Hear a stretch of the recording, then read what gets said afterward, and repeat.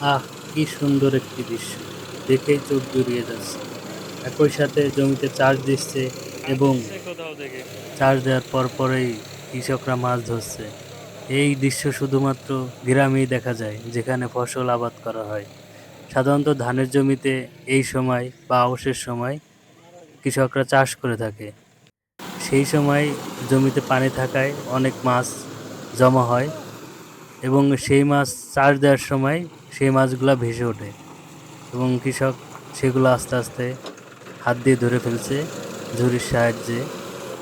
এটি দেখতে যে কত সুন্দর লাগছে তা বলার বাইরে। এটি একটি প্রকৃতির জন্য অনন্য উপহার। এইরকম একটা দৃশ্য দেখে আমার একটা কবিতা মনে পড়ল।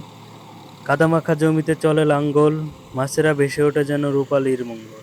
কৃষকের চোখে স্বপ্ন সোনালীর ধান, মাছে ঝাঁকে ভরা জমি যেন আনন্দে অপার।